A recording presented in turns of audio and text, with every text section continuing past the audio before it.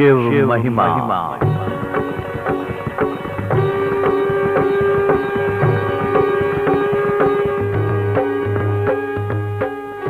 प्रस्तुत है शिव पुराण एवं अन्य पुराणों और उपनिषदों पर आधारित ये कार्यक्रम शिव महिमा। ओम जय शिव ओंकारा, प्रभु हर शिव ओंकारा। ब्रह्मा विष्णु सदा शिव, ब्रह्मा विष्णु सदा शिव, अर्धांगी धारा।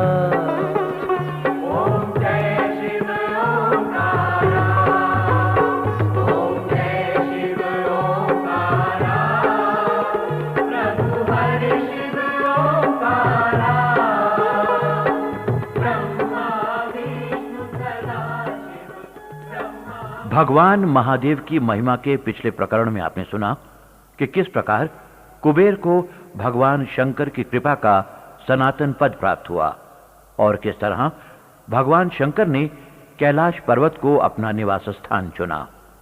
आज के कार्यक्रम में हम आपको कामदेव और रति के विवाह का प्रसंग सुनाएंगे। ये कथा शिव पुराण के रुद्र संहिता के दूसरे खंड में वर्णित है। नाट्य रूपांतरकार और निर्देशक हैं अनिल सूद।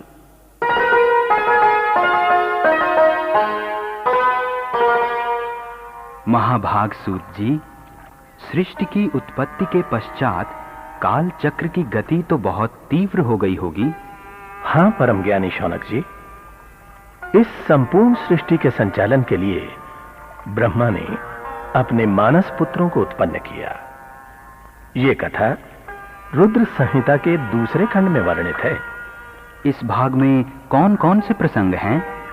संध्या एवं कामदेव के जन्म के अतिरिक्त कामदेव एवं रति का विवाह और संध्या का अरुंधति के रूप में मुनि वशिष्ठ से विवाह का प्रसंग इसके मुख्य अंग हैं। मुनिवर सूत जी, इन विवाह प्रसंगों का महत्व क्या है? शौनक जी, ये महाप्रभु की दूरदृष्टि के परिचायक हैं। भावी मानव के जन्म को दृष्टि में रखते हुए इन विवाहों के माध्यम से ही उसके लिए सामाजिक नियमों की नींव रखी गई। अच्छा, फिर तो महामुनि सूत जी इस कथा को विस्तार से बताइए। अवश्य महामुनि शौनक। दक्ष आदि प्रजापतियों और देव शिरोमणियों की सृष्टि कर ब्रह्मा अति प्रसन्न हुए तथा स्वयं को सर्वश्रेष्ठ मानने लगे। भृगु, मरीचि, अत्रि, पुलह, पुलसत्य, अंगिरा, कृतु, वशिष्ठ, दक्ष और नारद जैसे प्रभावशाली मानस पुत्र उत्पन्न करने के पश्चात ब्रह्मा के हृदय में एक अत्यंत रूपवती नारी उत्पन्न हुई, जिसके रूप लावण्य को देखकर मुनिजनों के मन में भारी जिज्ञासा हुई।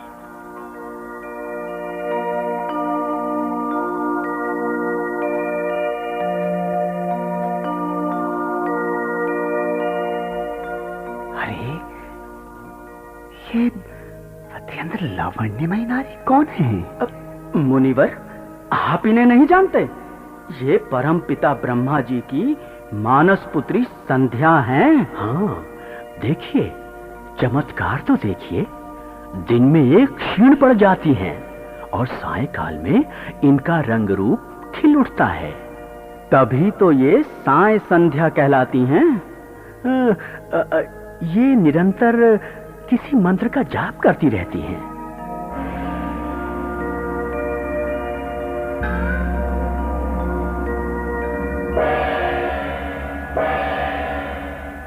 अरे, ये कैसा प्रकाश पुंज है?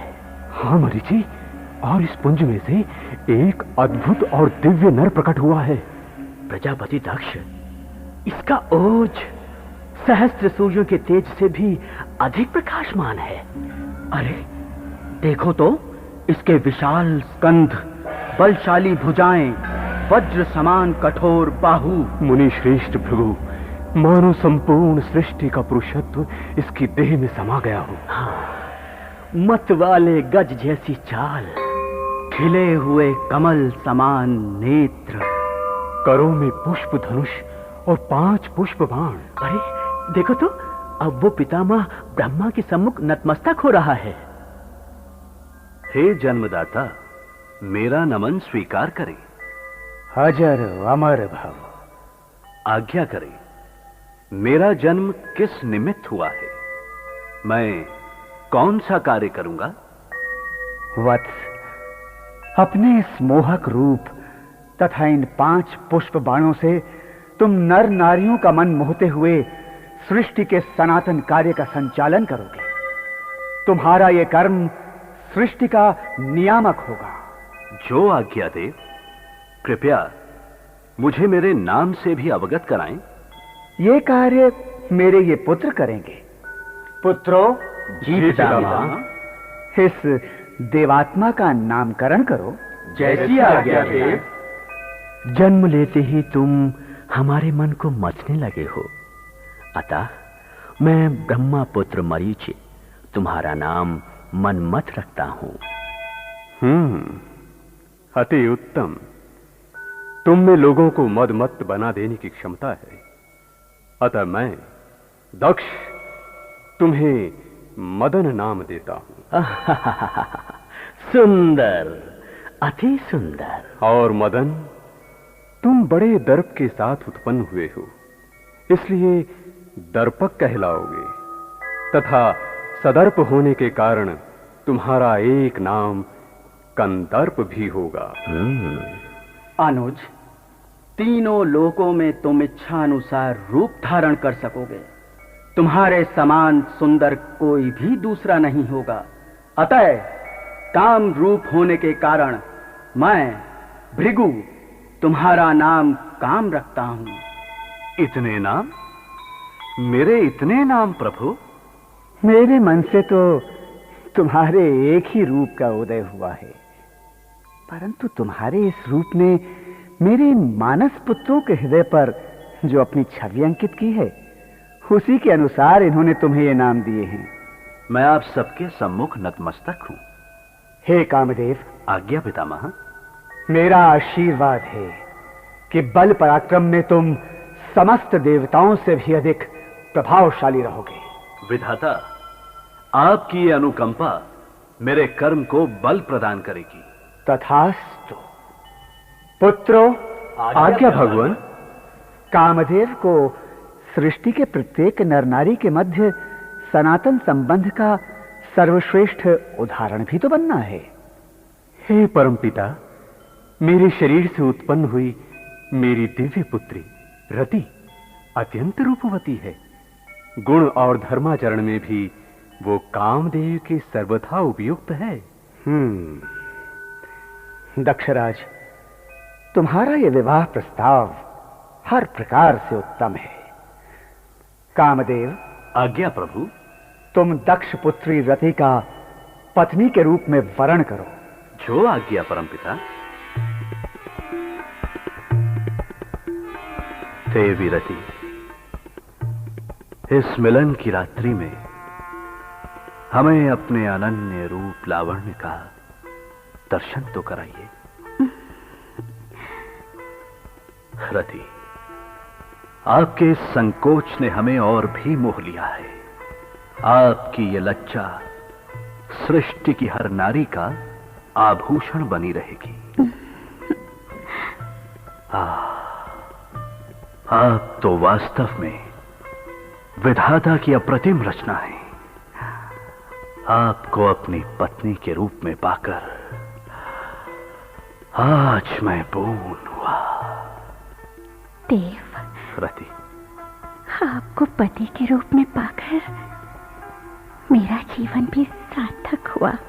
रति, हमारा ये पावन मिलन आज से हर नर नारी की संपूर्णता का द्योतक होगा। नर नारी के हृदयों में पवित्र प्रेम की लौ प्रज्वलित करेगा, और यही प्रेम सृष्टि के सनातन कार्य का उत्प्रेरक बनेगा। देवी, निष्कपट प्रेम मेरा और निष्काम आसक्ति आपका पर्याय होंगे। आप निश्चल प्रेम की अविरल धारा होंगे और मैं उस धारा को ग्रहण करने वाला पात्र। मैं सुर, असुर और मनुष्य की भावी उत्पत्ति का साधन बनूंगा और आप मेरी अर्थात काम की साधक होंगी। किंतु देव, यदि कोई सुर, असुर अथवा मनुष्य इन पवित्र शक्तियों का दुरुपयोग करे तब तो वो पाप होगा देवी, और उसका दुष्परिणाम उसे भोगना होगा। देव, आपका कथन अत्यंत श्रेयस्कर है। आओ देवी, इस क्षण को भविष्य का बीज तत्व बनाएं। देवी,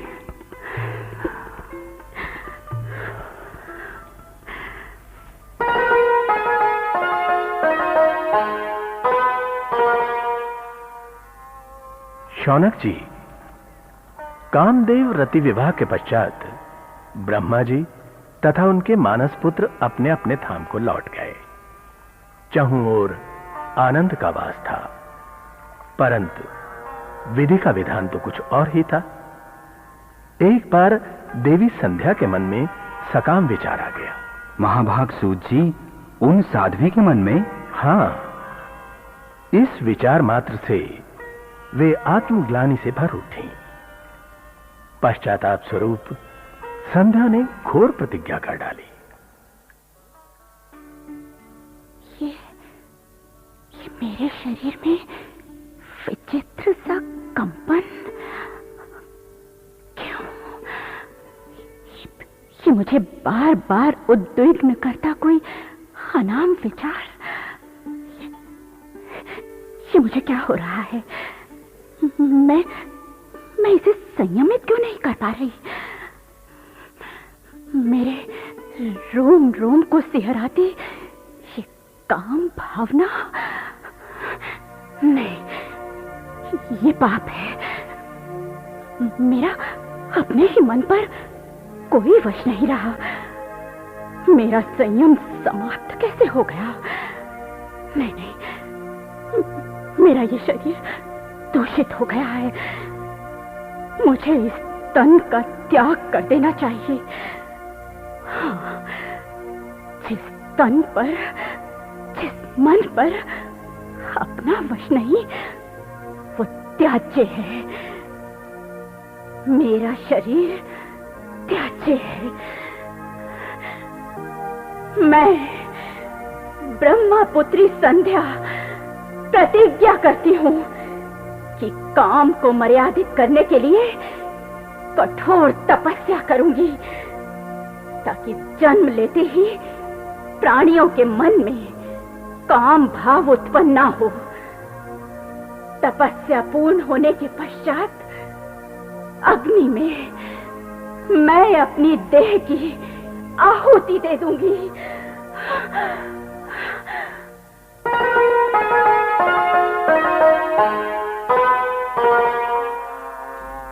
देवी, अपने ललाट पर उभरी चिंता की इन रेखाओं का कारण बताएं देवी। हे श्रेष्ठ ब्रह्मचारी, आवेग में आकर मैंने तपस्या का संकल्प तो ले लिया, परंतु मुने, तपस्या के विधान से मैं अनभिज्ञ हूं। हे ब्रह्म शिरोमणि, कृपया मेरा मार्गदर्शन कीजिए, मुझे तपोभाव की दीक्षा दीजिए। देवी, जिस उद्देश्य से आप तपस्या कर रही हैं, उसे मात्र भगवान शंभु ही साध सकते हैं। अतः उन्हें अपने हृदय में स्थापित कीजिए। एकाग्रचित्त से केवल उनका ध्यान कीजिए। वे ही सर्वात्मा हैं, वे ही सर्वस्व हैं। उनके पुण्य प्रताप का स्मरण कीजिए। धन्यवाद महामुने, आपसे उचित मार्गदर्शन प्राप्त कर मेरा चित्त शांत हुआ। ओम नमः शंकराय। ओम शंकराय ओम। ओम नमः शंकराय ओम। देवाधिदेव, आपकी तंद्रा भंग क्यों हो गई? ब्रह्मा पुत्री संध्या के जाप से देवी उमा। संध्या के जाप से? परंतु प्राणेश, वो तो विगत 4 युगों से इस तपस्या में लीन है। आज यकायक आपका ध्यान उसकी ओर कैसे आकृष्ट हो उठा? देवी उमा, हर बात का एक देश काल निर्धारित होता है। अब समय आ गया है कि संध्या को उसके परिश्रम का फल प्राप्त हो। तो विलंब कैसा महादेव? जाइए, संध्या को प्रत्यक्ष दर्शन दीजिए। जैसी आपकी इच्छा देवी उमा। शंकराय ओम नमः शंकराय ओम। अरे, मेरे समक्ष अचानक ये प्रकाश पुंज कैसे उत्पन्न हो गया? और इसमें से तो स्वयं मेरे आराध्य प्रभु शिव शंकर प्रकट हो रहे हैं। मैं धन्य हुई, मैं धन्य हुई। नमस्तुभ्यं महेशान, नमस्तुभ्यं तपोमय, प्रसीद शंभो देवेश, भूयो भूयो नमोस्तुते। ब्रह्मा पुत्री संध्या, तुम्हारी कठिन तपस्या से हम प्रसन्न हुए। इच्छित वर मांगो संध्या। प्रभु, आप सर्वज्ञाता हैं।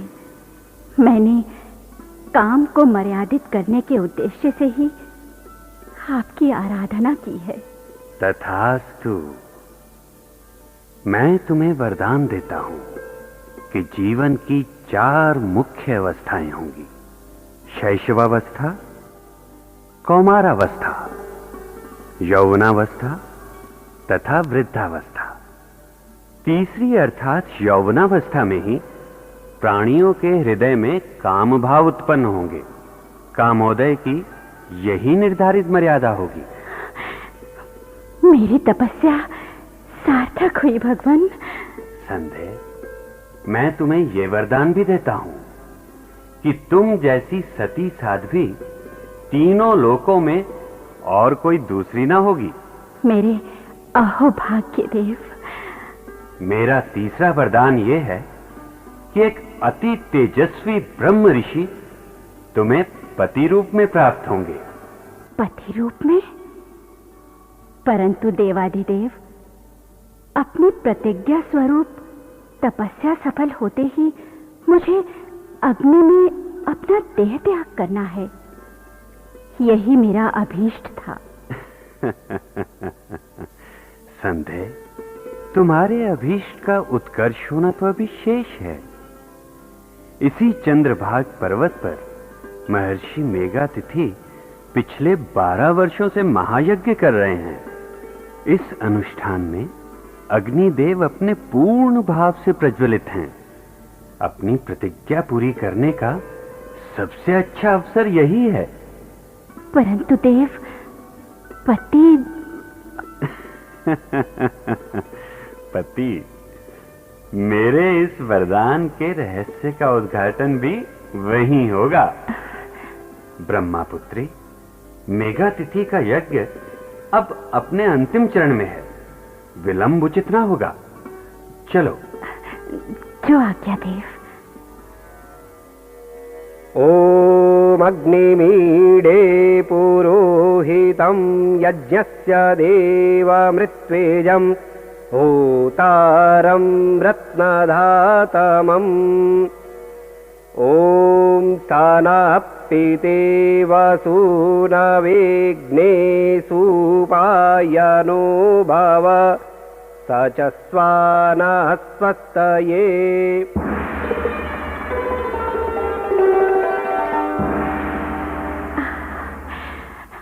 प्रभु कृपा से ये तीव्र अग्नि ज्वालाएं भी कितनी शीतल प्रतीत हो रही है। उन्हीं की माया से मुझे अग्नि में प्रवेश करते कोई नहीं देख पाया। हे संदेह, अब तुम हृदय में उसकी छवि का ध्यान करो जिसे तुम स्वामी रूप में प्राप्त करना चाहती हो। महादेव, मेरे मन में तो उन्हीं तेजस्वी ब्रह्मचारी की छवि है जिन्होंने मुझे दीक्षा दी थी और आपकी आराधना का मार्ग दिखाया था। तथास्तु। उचित समय पर महर्षि वशिष्ठ ही तुम्हारा पानी ग्रहण करेंगे। इस समय तुम सूर्यदेव का आह्वान करो। जो आज्ञा देवादिदेव। ओम सूर्याय नमः। ओम सूर्याय नमः। ओम सूर्याय नमः। ओम सूर्याय। स्वागत है सूर्यदेव। प्रणाम देवाधिदेव। मेरे यहाँ आने का प्रयोजन बताएं। ब्रह्मापुत्री संध्या का भावी स्वरूप आप निर्धारित करेंगे। जो आज्ञा देव। संधे, अग्नि में तपाए तुम्हारे इस शरीर को मैं 2 भागों में विभक्त करके अपने इस रथ पर आरूढ़ करता हूं। आज से संपूर्ण जगत में तुम 2 नामों से विख्यात होगी। तुम्हारे शरीर का एक भाग रात्रि और प्रातः का मिलन करवाने वाली प्रातः संध्या कहलाएगा। शेष भाग दिन और रात के मध्य आने वाली साय संध्या के नाम से जाना जाएगा। सूर्यदेव, मेरे इन 2 रूपों का कार्य क्या होगा? प्रातः संध्या के मोहक रूप में तुम देवताओं के बीच आनंद और स्फूर्ति का संचार करोगी तथा साय संध्या के रूप में पितरों की प्रसन्नता का कारण बनोगी। जो आज्ञा सूर्यदेव। अरे, प्रभु शिव शंकर और सूर्यदेव तो विलुप्त हो गए। देवाधिदेव के अंतिम वरदान का रहस्य।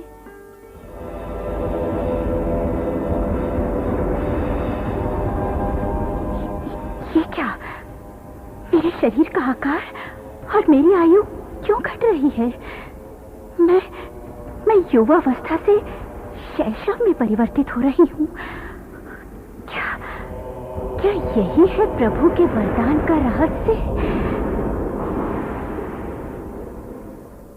वत्स, यज्ञशाला के लिए समिधा की व्यवस्था हो गई? महामुनि, अरुंधति वही लेने गई है।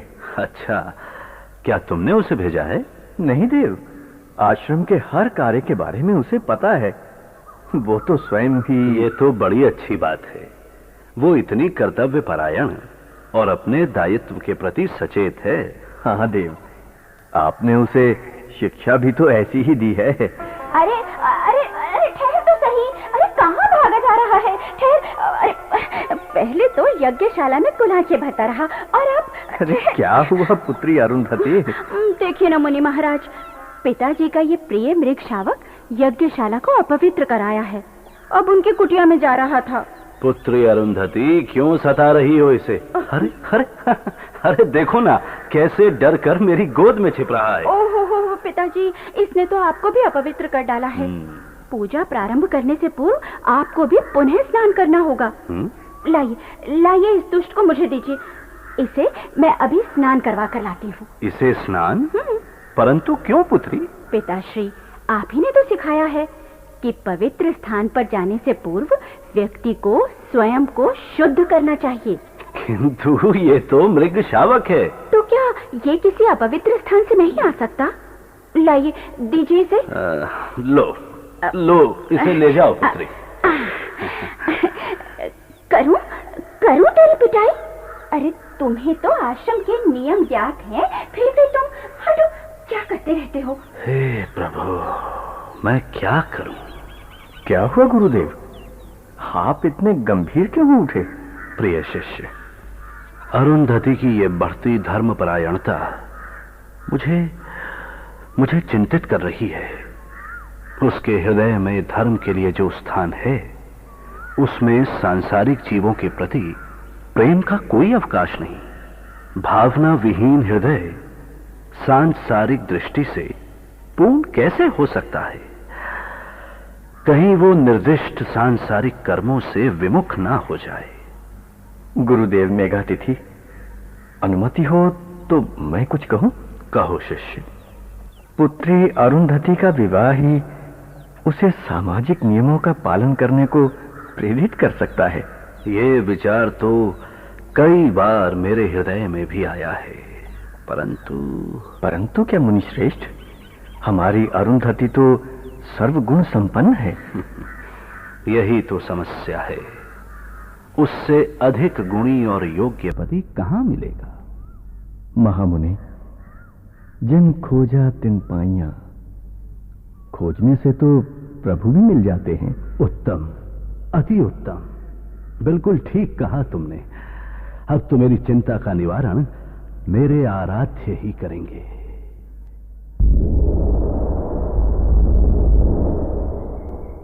अरे त्रिदेव, एक साथ!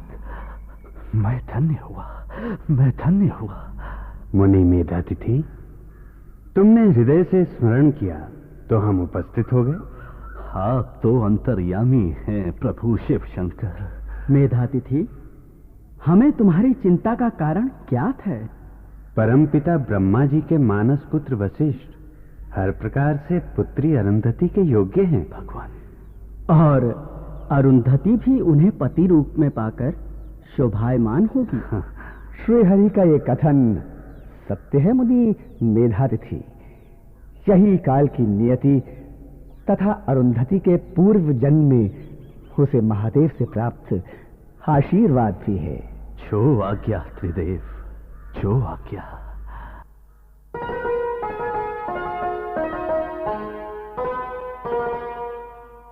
और महामुनि सूत जी, इस प्रकार वशिष्ठ और अरुंधति का विवाह संपन्न करवाकर महादेव ने देवी संध्या को दिए वरदान को सार्थक कर दिया। महात्मन सूत जी, कामदेव और संध्या की उत्पत्ति से लेकर वशिष्ठ अरुंधति विवाह तक का यह प्रसंग अति रोचक ही नहीं, ज्ञानवर्धक भी था। फिर क्या हुआ मुनिश्रेष्ठ? शौनक जी, आगे की कथा अर्थात दक्ष कथा बहुत विस्तृत है, उसे भी अवश्य सुनाऊंगा, परंतु कुछ अंतराल के पश्चात। जैसी आपकी इच्छा महाभाग सूत जी। श्रोताओं, शिव महिमा की आज की यह कथा शिव पुराण के रुद्र संहिता द्वितीय खंड के पहले अध्याय से 10वें अध्याय तक ली गई थी। अगले प्रकरण में हम इससे आगे का भाग प्रस्तुत करते हुए दक्ष कथा से आरंभ करेंगे। इस प्रकरण के रूपांतरकार और निर्देशक थे अनिल सूद। भाग लेने वाले कलाकार थे सुरेंद्र सेठी, गौरव मारवा, केदार शर्मा, मनोज भटनागर, हर्ष बाला, एस.के. बत्रा, रजनीश शर्मा और अजय मनचंदा। संगीतकार थे राजीव हक्सर। गायक गणेश प्रसाद विद्यालंकार और मंजीत भाटिया।